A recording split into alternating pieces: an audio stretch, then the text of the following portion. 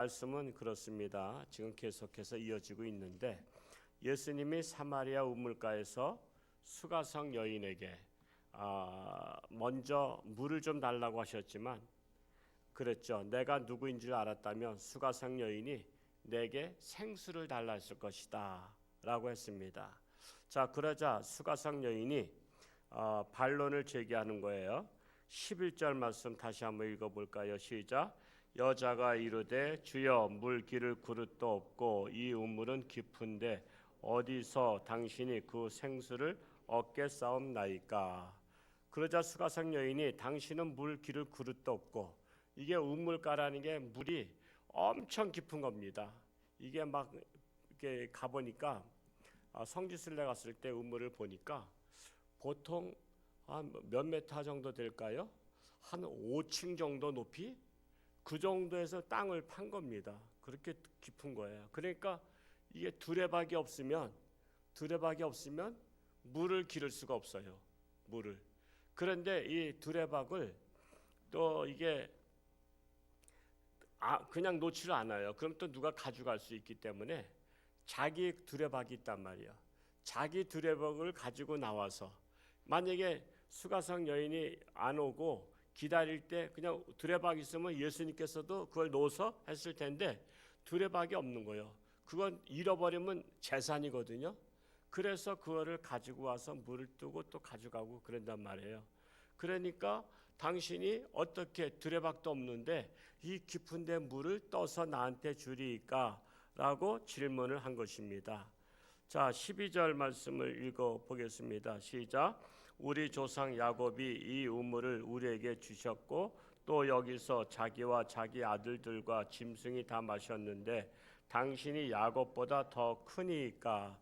이 우물은 우리 조상 야곱이 주신 것인데, 이 우물은 재산입니다. 재산. 이게 제가 그랬죠? 우물이 그렇게 우리나라처럼 아무데나 파면 물 나오는 게 아니라 보통 사방 10리 20리 안에 물 하나가 나올까 말까예요. 이 수맥을 찾아서 우물을 파는 거예요. 그러니까 우물이 있으면 그게 재산입니다. 그리고 거기에 사람이 사는 거예요. 아무리 땅을 넓은 데 가져도 우물이 없으면 거기서는 뭐 풀도 자라지 않고 아무것도 안 자라. 그래서 우물 중심으로 동네가 생겼던 것이에요. 근데 여기에 야곱 때, 그러니까 조상 때죠. 조상의 할아버지가 우물을 판 것을 계속 지금 그것을 우리 자손들이 이걸 마시고 있었다라는 것입니다.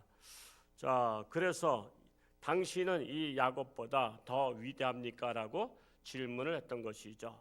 그러자 예수님께서 13절, 14절 한번 또 읽어볼까요? 시작. 예수께서 대답하여 이르시되 이 물을 마시는 자마다 다시 목마르려니와 내가 주는 물을 마시는 자는 영원히 목마르지 아니하리니 내가 주는 물은 그 속에서 영생하도록 솟아나는 샘물이 되리라. 예수님께서 말씀하신 것은 이 야곱의 물을 마시는 자마다 다시 목마르죠. 물 마셔도 다시 목마르잖아요. 다시 목마르지만 사실 내가 주는 물을 마시는 자는 영원히 목마르지 아니하리라. 내가 주는 물은 어떤 물이냐?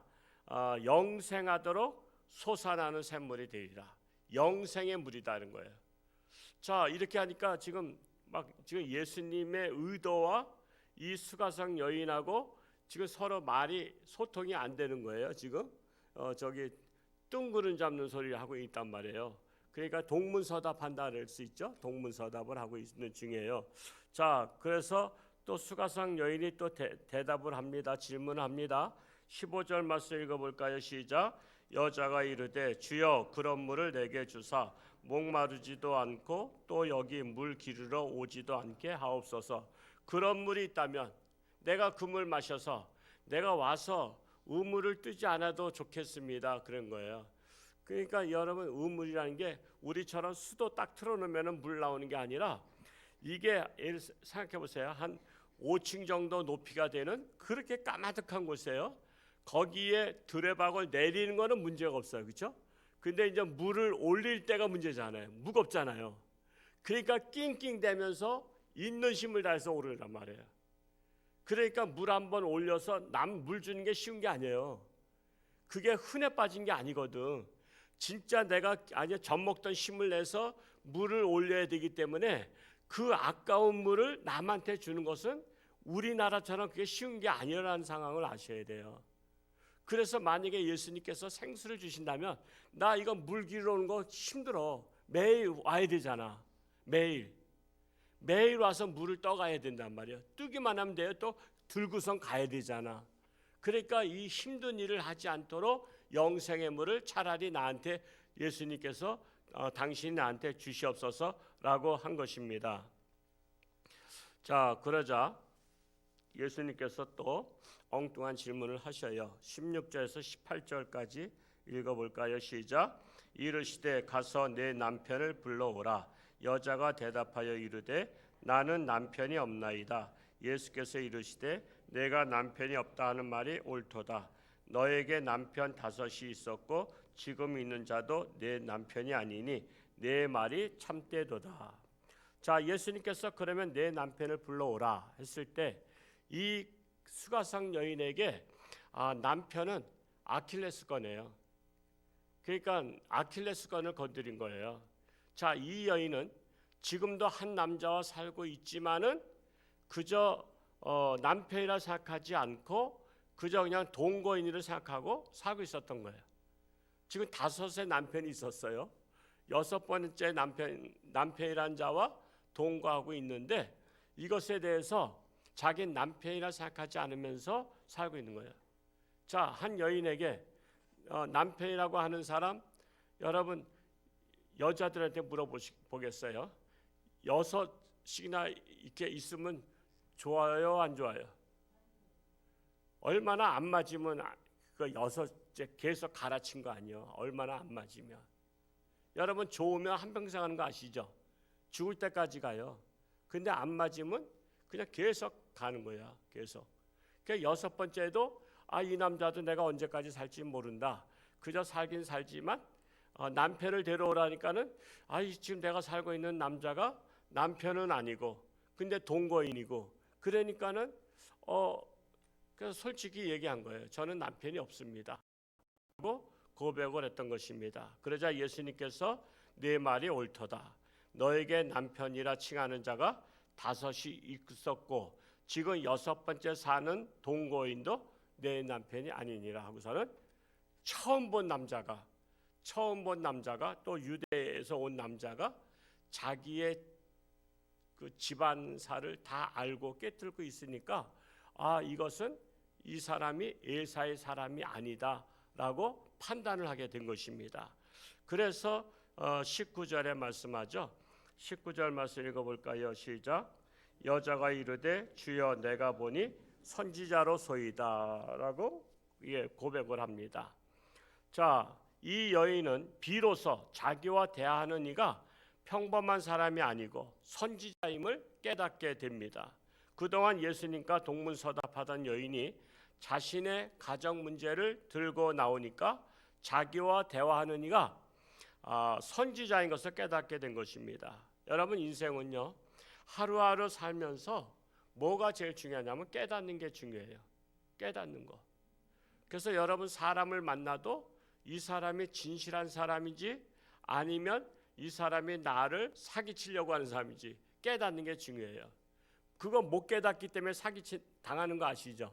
못 깨닫기 때문에 엉뚱한 사기를 당하고 엄청 고생을 하잖아요.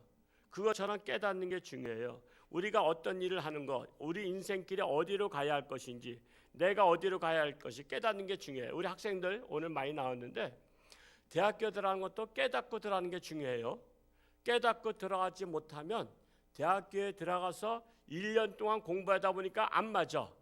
그냥 학교를 안전하게 합격하려고 들어가긴 했는데 1년 동안 다녀보니까 전혀 자기 은사와는 다르니까 엄마 나 학교 그만두고 싶어. 그러면 기절초풍하죠. 아니 어렵게 들어갔는데 왜 그만둘라래. 나하고 안 맞아. 그 안 맞는 것을 1년 동안 시간을 보냈고 돈을 또 1년 동안 거저 배웁니까? 거기다 학비를 또 1,000만 원 이상 들여서 또 학비를 냈어. 그러니까 깨닫지 못하고 대학을 들어가면 1년, 2년 만에 그만둬. 그래서 다시 또 공부해. 그러니까 우리는 항상 무슨 일을 할 때, 어디를 갈 때, 누구를 만날 때 깨닫는 은사를 달라고 기도해야 돼요. 깨달음. 깨닫지 못하니까 고생하는 거야. 많은 분들이 인생에 고생을 하잖아요. 왜 고생하죠? 깨닫지 못한 것만큼 고생하는 거야. 깨달으면 고생 안 해요. 깨달으면 지혜롭게 가. 깨닫지 못하니까 가는 거예요. 제가 군대에 있을 때 군대는 말년에 조심하라는 말이 있어요. 지금 저희가 군대는 임진강 건너에 최전선에 있다 보니까 항상 그 당시에 빼치카, 빵카를 만들고 또한 지뢰 작업을 하고 이런 것들을 지뢰를 심고 이런 걸 해요. 그 지뢰도 심는 방법이 있어요. 지뢰도 이렇게 어떤 형으로 다 심습니다. 그래야 나중에 이것을 이제 다시 제거 작업할 때 하거든요. 근데 저희 같은 중대에 이제 제대 말년을 앞두고 한 보름 정도 앞두고 있으니까 야 너는 이제 제대 말년에는 좀 쉬게 하거든요. 그러니까는 상병한테 가서 저 후배 상병한테 네가 하던 그 빵카 작업을 인수인계하고 너는 내일부터 쉬어라 그랬어요. 근데 그 전날 비가 왔는데 그 빵카를 들어가려면 지뢰밭을 피해서 들어가는데 그러려니까 돌아서 가는 거예요. 왜냐하면 지뢰 작업 한 대만 가야 되니까. 그런데 갈 때는 문제가 없었는데 내가 하던 일이 이거니까 너는 이걸 이제 상병한테 맡아서 이걸 하라 그랬어. 그리고 이제 돌아오는 길에 돌아오려니까 힘드니까 여기는 내가 잘 알아. 그래서 이 지뢰밭이라도 지름길로, 그러니까 지뢰 사이로 내가 피해갈 수 있다 이거야. 그래서 지름길로 오다가 물들이 고여 있고 하다 보니까 물을 빠지는 걸 싫어하잖아 본능적으로. 그래서 털썩 이렇게 뭐가 지금 이렇게 위로 올라 솟은데 거기를 발로 밟았는데 거기가 대인지뢰가 있었던 거야. 대인지뢰를 살짝 넣고서는 거기 훅을 덮거든요. 그러니까 거기에 안 빠지려고 발을 딱 밟는 순간에 대인지뢰가 터지는 바람에 이 병장은 그 자리에서 몸이 산화됐고 상병은 두 다리가 다 잘라졌어요. 그래서 헬기가 들어가서 해서 수도 통합병원에다가 그때 이제 날랐는데 뒤에 들리는 얘기가 엄마 하면서 죽었대. 엄마 하면서. 그래도 죽을 때는 엄마를 찾잖아요. 그러니까 제가 그것이 우리 같은 중대라는 것은 약 150명이 한 막사 안에 칸막이 4개 이렇게 해서 이 소대별로 이렇게 살고 있는 거거든요. 그냥 한 중대라는 것은 한 식구야. 우리 150명 한 식구잖아.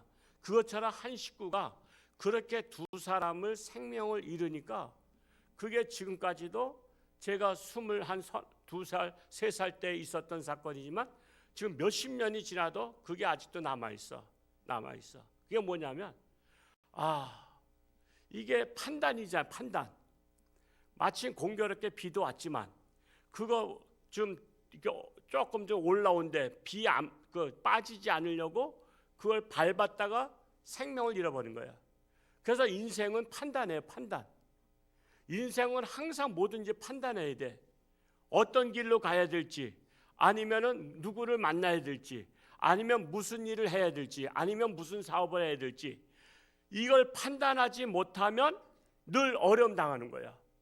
그래서 여러분 인생은 나는 왜 내 팔자가 이러냐가 아니라 어려움 당하신 분들은 하나님 앞에 이 어려움들을 내가 풀어 헤쳐나갈 지혜를 달라고 기도해야 되는 거야. 지혜. 하나님이 지혜를 주면 같은 인생을 살아도 어려움을 헤쳐나가는데 지혜가 없으면 골라서 어려운 길만 골라서 가. 그러니까 그 사람은 세상 사람들이 말하는 팔자가 사납다는 게 어리석다 하는 거 어리석다고. 이 수가성 여인이 깨닫지 못하다가 예수님하고 말하다가 지금 내 남편을 데려오라 했을 때 솔직히 고백함으로 말미암아 그가 예수님이 선지자임을 깨닫게 되므로 구원을 받게 돼요. 오늘 말씀 이제 내일 말씀에 나오지만은 그가 이제 구원을 받게 되고 전도를 하게 돼. 동네 들어가서. 오늘 말씀의 메시지는 뭐냐? 깨달음이 중요하다. 오늘 하나님 앞에 깨달음을 주옵소서라고 깨달음을 응답받고 돌아가실 수 있기를 축복합니다.